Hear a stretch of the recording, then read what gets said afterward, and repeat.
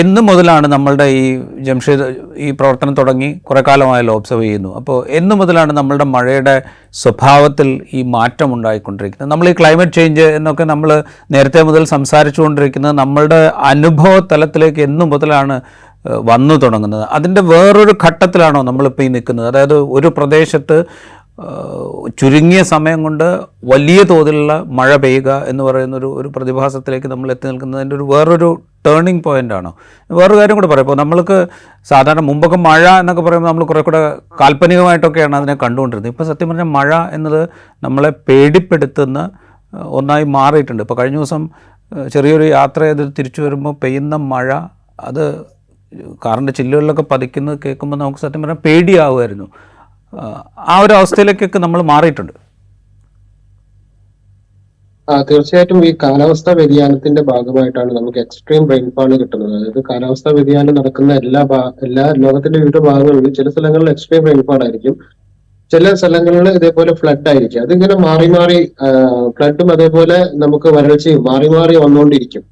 അപ്പൊ ഈ കേരളത്തിൽ അതായത് നമ്മുടെ മെക്ബീറ്റ് വെതറിന്റെ ഒരു നിരീക്ഷണം തുടങ്ങുന്നത് ഏകദേശം 2018 ആ പ്രളയത്തിന് മുന്നോടിയായിട്ടാണ്. അതായത് അതിന്റെ ഒരു 3 മാസം മുമ്പെയാണ് നമ്മളൊരു ഫേസ്ബുക്ക് പേജിലൂടെ ഈ ഒരു ജനങ്ങളിലേക്ക് അവരുടെ ഭാഷയിൽ അവർക്ക് മനസ്സിലാവുന്ന രീതിയിൽ സാധാരണക്കാർക്ക് പറഞ്ഞു കൊടുക്കുന്ന രീതിയിലുള്ള ഈ കാലാവസ്ഥാ ശാസ്ത്രം ലളിതമായി പറഞ്ഞു കൊടുക്കുക എന്നുള്ള ഒരു ആശയമായി നമ്മൾ മുന്നോട്ട് വന്നത്. അങ്ങനെയാണ് ഈ ജനങ്ങളിലേക്ക് ഇത് അവയർനെസ് ഉണ്ടാക്കിയത്. അപ്പൊ ഈ അവയർനെസ് ഉണ്ടാക്കുക എന്നുള്ള അതിന്റെ ഏറ്റവും പ്രധാനപ്പെട്ട ഒരു കാര്യം. അപ്പൊ 2018 അതിനു മുമ്പ് തന്നെ 2015 മുതൽ തന്നെ നമുക്ക് കാലാവസ്ഥാ വ്യതിയാനം നമ്മുടെ നാട്ടിൽ നടന്നു കഴിഞ്ഞു എന്നുള്ളതാണ്. ഏകദേശം നമ്മുടെ മാധവ് ഗാഡ്ഗിലിന്റെ ആ റിപ്പോർട്ടിന്റെ സമയത്തൊക്കെ ശരിക്കും പറഞ്ഞാൽ നമ്മുടെ കാലാവസ്ഥാ വ്യതിയാനം നമ്മുടെ നാട്ടിൽ നടന്നു കഴിഞ്ഞു. പക്ഷെ അപ്പൊ നമ്മൾ കാലാവസ്ഥാ വ്യതിയാനത്തെ കുറിച്ച് നമ്മൾ കേട്ടു തുടങ്ങുന്നേ ഉള്ളൂ. കാലാവസ്ഥാ വ്യതിയാനം എന്ന് പറഞ്ഞ സംഭവമുണ്ട്, അത് ഒരു 10-15 വർഷം കഴിയുന്ന സമയത്ത് നമ്മളെ ബാധിച്ചേക്കാം എന്നൊക്കെയുള്ള ഒരു കണക്കൂട്ടലായിരുന്നു അന്ന് കേരളത്തിലെ മലയാളികളെല്ലാം. പക്ഷെ യഥാർത്ഥത്തിൽ കാലാവസ്ഥാ വ്യതിയാനം നേരത്തെ സംഭവിച്ചു കഴിഞ്ഞു. ഇപ്പോൾ ഉള്ളത് നമുക്ക് അതിന്റെ പരിമിത ഫലങ്ങൾ മാത്രമാണ് നമ്മളിപ്പോൾ അനുഭവിച്ചുകൊണ്ടിരിക്കുന്നത്. അപ്പൊ നമ്മുടെ നേരെ ഇത് വരുന്നത് മലയാളികൾക്ക് ഒരു മനസ്സിലാവുന്നത് 2018 ഫ്ലഡ്, അതുപോലെ 2019 വടക്കൻ കേരളത്തിലെ ഫ്ലഡ് വന്ന സമയത്ത് മാത്രമാണ്.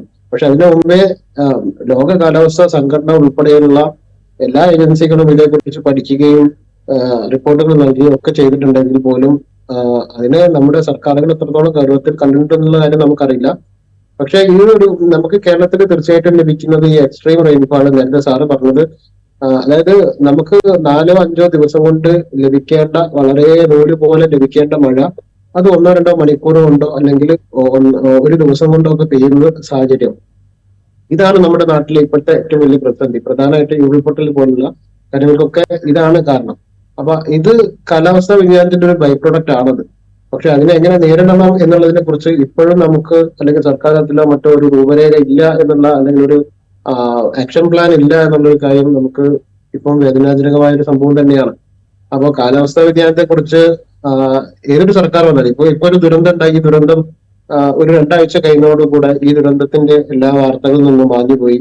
പിന്നെ അതിന്റെ നടപടിക്രമങ്ങളൊക്കെ എന്താണെന്ന് അറിയില്ല. കാരണം ഈ പുത്തുമലയില് ദുരന്തം ഉണ്ടായി കഴിഞ്ഞതിന് ശേഷം അവിടെ ഒരു റെയിൻഫാളുകൾ അല്ല, അവിടുത്തെ പെയ്യുന്ന മഴയുടെ അളവ് കണക്കാക്കാൻ വേണ്ടി അവിടെ മഴ മാപിനികൾ പോലും എന്ത് ചെയ്തിട്ടില്ല, ഇൻസ്റ്റാൾ ചെയ്തിട്ടില്ല എന്നുള്ളതാണ്. നേരത്തെ സാറ് പറഞ്ഞ പോലെ ഹ്യൂം സെന്റർ വയനാടിനാണ്. വയനാട് ജില്ലയിലെ വിവിധ ഭാഗങ്ങളിലായിട്ട് നിരവധി ഇതുണ്ട്. അപ്പൊ അതിന്റെ ആളുകളും നമ്മളും ഒക്കെ കോർഡിനേറ്റ് ചെയ്ത് പ്രവർത്തിക്കുന്നുണ്ട്. അതുകൊണ്ട് തന്നെ ഈ പുത്തുമലയിൽ ഇന്ന് ഈ ചൂരൽമല പ്രദേശത്ത് മുണ്ടക്കയിലൊക്കെ മഴ ശക്തമാകുമെന്ന്, ആ മഴ ശക്തമാകുന്നതിന്റെ ഉരുൾപൊട്ടലുണ്ടായിരുന്ന തലേ ദിവസം 10 മണിക്ക്, രാത്രി 10 മണിക്ക് നമ്മുടെ ഈ മെക്ബീറ്റ് വെതർ നമ്മുടെ ഗ്രൂപ്പുകളിലും നമ്മുടെ വെബ്സൈറ്റിലും നമ്മുടെ ഫേസ്ബുക്ക് പേജിലും ഒക്കെ പറഞ്ഞിട്ടുണ്ട്. ഇത് 2019 പുത്തുമലയിലുണ്ടായ ഈ പ്രദേശത്തിനോട് തൊട്ടടുത്ത പ്രദേശമാണ്. അവിടെ കഴിഞ്ഞ 2 ദിവസങ്ങളിലായിട്ട് 24 സെന്റിമീറ്ററിലധികം മഴ ലഭിച്ചിട്ടുണ്ട്. ഇന്ന് രാത്രി, അതായത് അന്ന് അപകടം ഉണ്ടാകുന്ന രാത്രി നേരം വെളുക്കുന്നത് വരെയുള്ള സമയം ഹെവി റെയിൻഫാളിന് സാധ്യതയുണ്ട്. ഈ രാത്രി കൂടി വളരെ കരുതണം. നേരം വെളുത്ത് കഴിഞ്ഞതിന് ശേഷം അവിടെ മഴ കുറയുമെന്നുള്ളത് നമ്മൾ ഉൾപ്പെടെയുള്ള ആളുകൾ പ്രവചിച്ചതാണ്. അതുകൊണ്ട് തന്നെയാണ് രാത്രി ഒരുപാട് ആളുകൾ അവിടെ നിന്ന് ഒഴിപ്പിക്കുകയും ചെയ്തിട്ടുണ്ട്. പക്ഷേ കേരള ചരിത്രത്തിൽ ആദ്യമായിട്ടായിരിക്കാം മുന്നറിയിപ്പിനെ തുടർന്ന് ആളുകളെ ഒഴിപ്പിച്ചതിന് ശേഷം ഒരു ദുരന്തം ഉണ്ടാകുന്നത്. പക്ഷേ ആളുകളെ ഒഴിപ്പിച്ചത് കുറെ കൂടി ആ മുകൾ ഭാഗത്ത് നിന്നായിരുന്നു. ഇത് ആഘാതം ഉണ്ടായത് മൊത്തം താഴെ ടൗണിലാണ്. അപ്പൊ അത്തരത്തിലുള്ള ഒരു പ്രവർത്തനം ജനങ്ങൾക്കിടയിൽ നടന്നിട്ടുണ്ട്. ജനങ്ങൾക്ക് പലരും വീട് ഉപേക്ഷിച്ച് പോകാനും മറ്റും പ്രയാസപ്പെട്ടത് കൊണ്ട് ചില ആളുകൾ വീട്ടിൽ നിൽക്കുകയും മറ്റുള്ള കുടുംബങ്ങൾ പുറത്തു പോവുകയൊക്കെ ചെയ്ത ഒരു സാഹചര്യം ഉണ്ടായിട്ടുണ്ട്.